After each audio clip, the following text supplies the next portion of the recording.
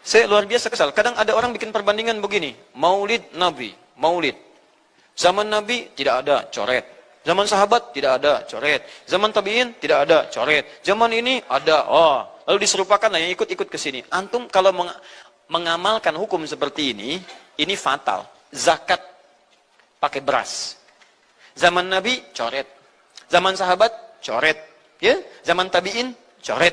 Zaman ulama coret. Zaman antum ada bid'ah antum. Katanya antum itu bid'ah. Saya luar biasa kesal. Kadang ada orang yang bikin perbandingan begini. Maulid Nabi. Zaman Nabi tidak ada, coret. Zaman sahabat tidak ada, coret. Zaman tabi'in tidak ada, coret. Zaman ini ada. Kalau begitu dia bid'ah. Jadi katanya kalau antum kalau mengamalkan hukum seperti ini fatal katanya. Zakat pakai beras diberi contoh. Zaman Nabi coret. Zaman sahabat coret. Zaman tabi coret. Zaman ulama coret. Ya zaman antum ada, berarti antum bid'ah pakai beras. Ini pertama masuk di dalam hal yang dia menyelisihi kaidah yang sudah jelas. Itu benar kaidahnya. Tidak ada di masa Nabi dan para tabi'in. Tidak ada di masa Nabi, para sahabat, para tabi'in. Dari hal memang diterangkan. Yang tidak ada itu kayak bagaimana bentuknya. Dari hal yang di masa Nabi itu sebabnya ada. Konsekuensi hal yang menyeru untuk melakukannya itu ada. Dan tidak ada penghalang di masa Nabi. Yang seperti ini itu tidak bisa menjadi syariat. Pasti dia masuk ke dalam bid'ah. Ada di masa Nabi. Bisa dikerjakan. Sebabnya ada. Diperlukan.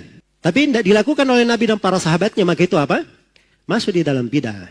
Atau hal yang ditinggalkan oleh Nabi, para sahabat, para tabi'in. Memang mereka sengaja meninggalkannya. Maka ini siapa yang mengerjakannya berarti dia adalah apa? Adalah bid'ah. Ini memang kaidahnya di situ. Jangan bolak-balik. Memang betul. Yang tidak ada di masa Nabi itu bukan bid'ah. Mobil tidak ada di masa Nabi. Bid'ah atau bukan mobil? Bid'ah secara bahasa. Tapi secara syar'i apa? Tidak. Dia dibolehkan. Ya, jangan masuk dalam pembahasan itu. Fokus. Katanya fokus.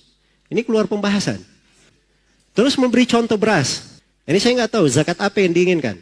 Kalau diinginkan zakat adalah zakat hasil bumi, maka beras masuk di dalam keumuman ayat. Wa atu haqqahu yawma hasadi. Kalau dia inginkan dengan zakat adalah zakat fitri, maka beras masuk di dalam keumuman hadits sa'an min ta'am. Satu sok dari makanan.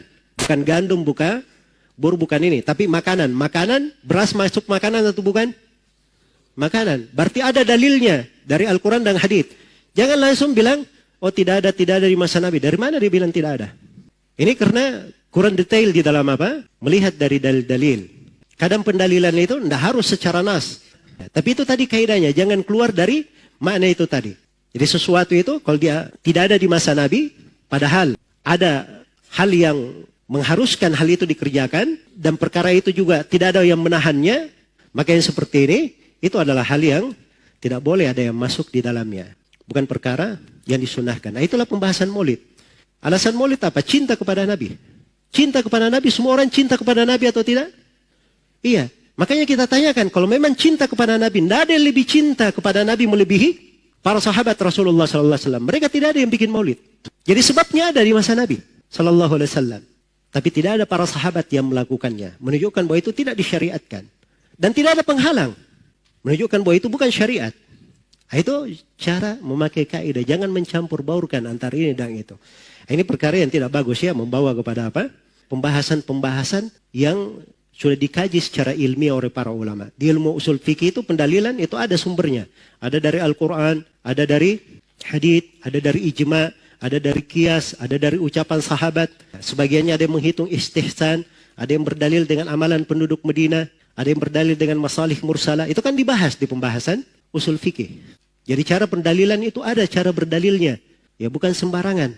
Jangan seorang itu kalau dia tidak sependapat dengan orang lain, keluar darinya kalimat-kalimat yang kalimat ini tidak cocok di dalam apa? Di dalam ranah silam pendapat. Baik, wallahu ta'ala alam.